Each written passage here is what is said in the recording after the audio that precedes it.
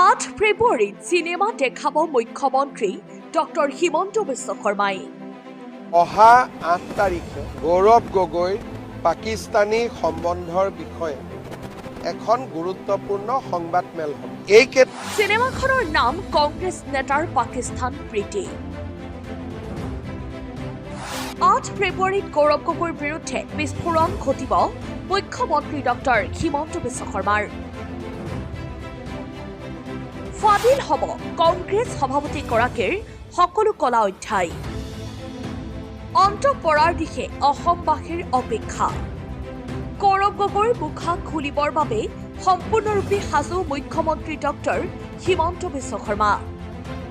8 ফেব্ৰুৱাৰীত মুখ্যমন্ত্ৰীয়ে পোহৰলৈ আনিব অসম প্ৰদেশ কংগ্ৰেছৰ সভাপতিগৰাকীৰ কল্পনাতীত তথ্য। ফাদিল হ'ব পাকিস্তান লিংকৰ সকলো তথ্য। সংবাদমেল সম্বোধন কৰি সকলো তথ্য অসমবাসীৰ সন্মুখত পোহৰলৈ আনিব মুখ্যমন্ত্ৰী হিমন্ত বিশ্ব শৰ্মাই। সংবাদমেললৈ আমন্ত্ৰণ জনোৱা হৈছে দেশৰ সকলো ৰাষ্ট্ৰীয় সংবাদ মাধ্যমক। উল্লেখ্য যে দীৰ্ঘদিন ধৰি মুখ্যমন্ত্ৰীগৰাকীয়ে দাবী কৰি আহিছিল গৌৰৱ গগৈৰ পাকিস্তানৰ সৈতে সম্পৰ্ক থকাৰ কথা। লগতে তেওঁ পৰিয়ালত 3জনকৈ বিদেশী নাগৰিক থকা বুলিও মন্তব্য কৰি আহিছে। সেই উদ্দেশ্যে আৰু তথ্য সংগ্ৰহৰ বাবেই মুখ্যমন্ত্ৰীৰ নিৰ্দেশ অনুসৰি গঠন কৰা SITৰ দলে এই সন্দৰ্ভত সন্ধান চলাই 2025 বৰ্ষৰ 10 ছেপ্টেম্বৰ তাৰিখেই মুখ্যমন্ত্ৰীৰ হাতত অৰ্পণ কৰে A to Z তথ্য। কিছুদিন পূৰ্বে অনুষ্ঠিত হোৱা কেবিনেট বৈঠকৰ অন্তত সেই তথ্য দেখি মূৰে কপালে হাত দিছে আন মন্ত্ৰীসকলে।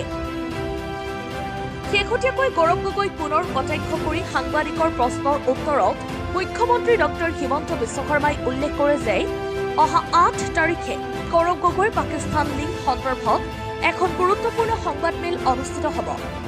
নিজকে ৰক্ষণাবেক্ষণ দিবৰ বাবে এইকেইদিন তেওঁ অখিল গগৈ সাংবাদিক পেপাৰ মালিক সকলোৰে ঘৰলৈ যাব।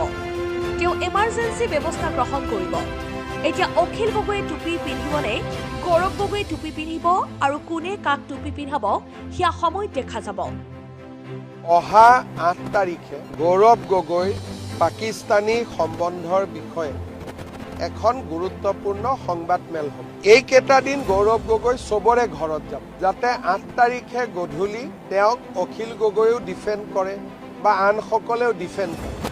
এইকেইদিন সাংবাদিকসকলৰ ঘৰতো যাব, পেপাৰৰ মালিকৰ ঘৰতো যাব, টিভি চেনেলৰ মালিকৰ ঘৰতো যাব এইকেইটা দিন। কিন্তু আচল এলায়েন্স হ'ব বা নহ'ব সেইটো সময়ত হ'ব। এতিয়াতো খালি এইটো ললিপপ যে 8 তাৰিখে যাতে মোক অখিল গগৈ কৈছে যে আপুনিও মোৰ হৈ ক'ব।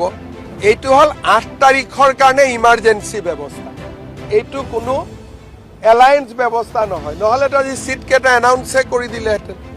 গতিকে এতিয়া অখিল গগৈয়ে টুপি পিন্ধিব নে গৌৰৱ গগৈয়ে টুপি পিন্ধিব বা কোনে কাক টুপি পিন্ধাব এইটো সময়ে প্ৰমাণ কৰিব।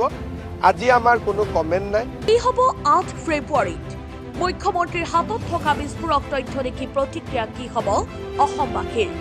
সকলো কথা পোহৰলৈ অহাৰ পিছত গৌৰৱ গগৈৰ বিৰুদ্ধে কি ব্যৱস্থা গ্ৰহণ কৰিব অসম চৰকাৰে। পাকিস্তানলৈ প্ৰেৰণ কৰা হ'ব নেকি কংগ্ৰেছ সভাপতিগৰাকী সেয়া সময়ত হ'ব লক্ষণীয়। News desk report NETV।